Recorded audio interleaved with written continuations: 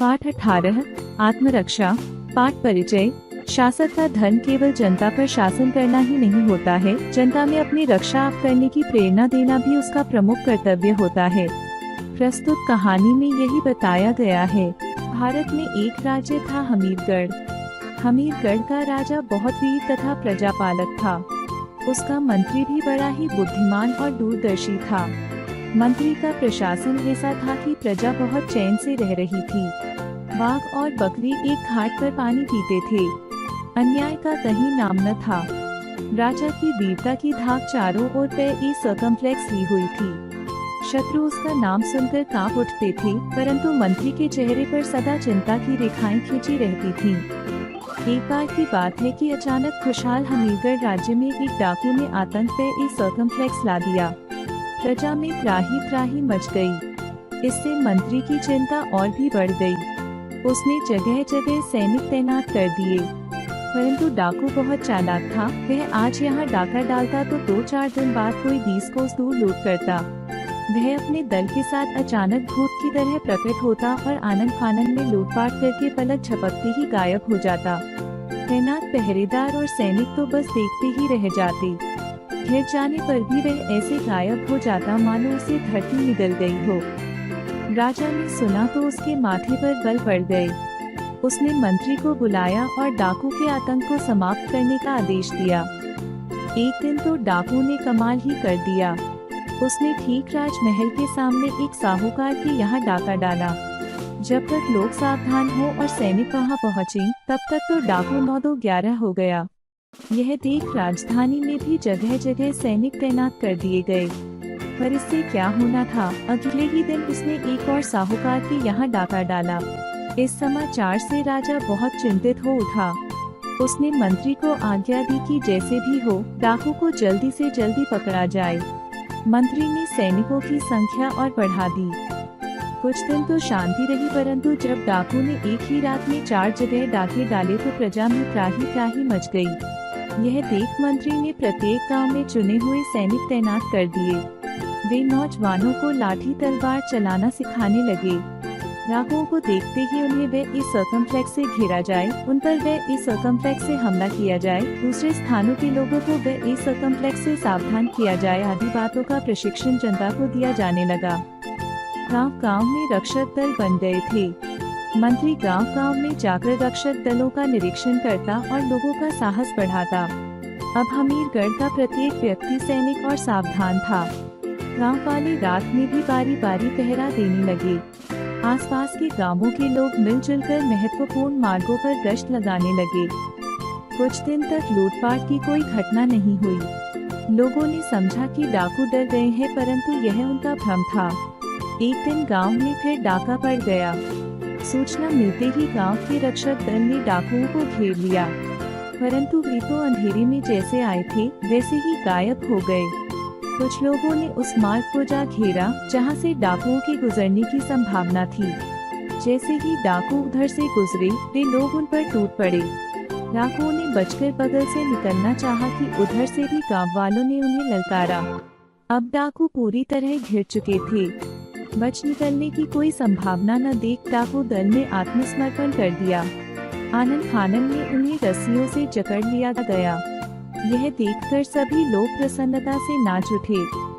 लोगों ने डाकुओं को रात में ही राजधानी पहुंचा दिया। राजा को पता चला तो उसने चैन की सांस ली। राजा ने सोचा कि मंत्री ने आखिर डाकुओं को पकड़ ही लिया। अगले दिन आम दरबार लगा। डाकुओं को देखने के लिए लोगों की भीड़ उमड़ पड़ी। रस्सियों में जकड़े डाकू दरबार में लाए गए। डाकुओं के सरदार ने चेहरा ऊपर उठाया तो लोग एकदम चौंक उठे, मानो अंधेरे में भूत देख लिया हो। राजा ने देखा तो क्रोध से उसका चेहरा तमतमा उठा। गर्ज कर बोला, तुम नीच कपटी। डाकुओं का सरदार और कोई नहीं स्वयं मंत्री था। नीच पाखंडी, तो तुम्हारी करतूत थी यह। राजा क्रोध से कांपते हुए बोला, तुमने विश्वासघात किया है। तुम प्रजा के रक्षक नहीं भक्षक निकले। तुम्हें धन की आवश्यकता थी तो मुझसे मांग लेते। क्या दंड दिया जाए तुम्हें? बोलो। प्राण दंड। मंत्री को प्राण दंड दिया जाए महाराज। उसने देश से विश्वासघात किया है। जनता की क्रोध का पारावार न था। मंत्री के चेहरे पर मुस्कुराहट दौड़ गई। राजा क्रोध से आग बबूला हो उठा और कड़क कर बोला, बोल पाखंडी, क्या दंड दिया जाए तुझे? मंत्री ने शांति से उत्तर दिया, मैं समझता था कि महाराज मेरा रहस्य समझ गए होंगे, पर यदि दंड ही देना है महाराज, तो पहले मेरे घर से लूटा हुआ धन मंगवाकर जिसका है उसे लौटा दीजिए, फिर जो दंड देना चाहे दीजिए। मंत्री का रहस्य भरा उत्तर सुनकर राजा चक्कर में पड़ गया। वह अधीर होकर बोला, फिर क्यों लूटा तुमने प्रजा को? क्यों मेरे राज्य में यह आतंक मचाया?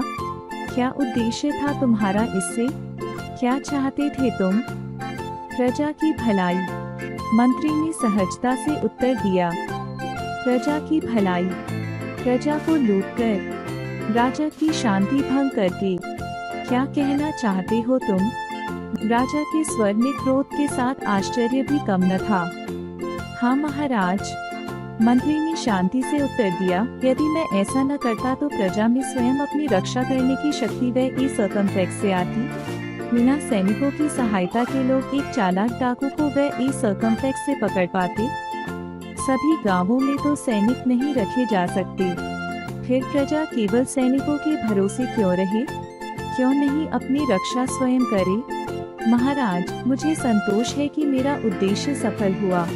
अब मुझे विश्वास है कि हमीरगढ़ की ओर आंख उठाकर देखने का साहस कोई नहीं कर सकता।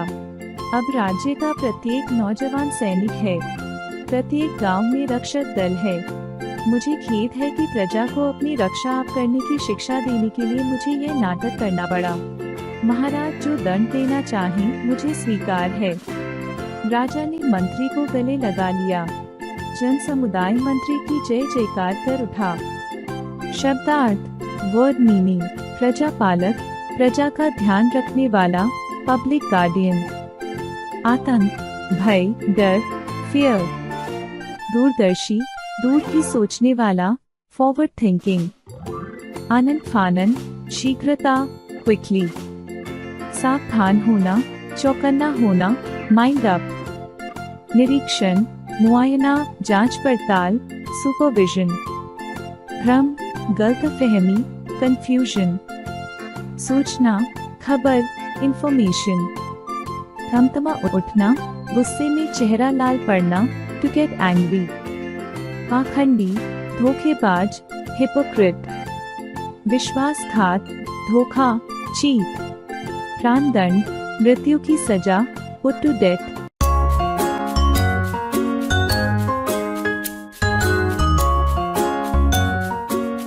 Like, share and subscribe.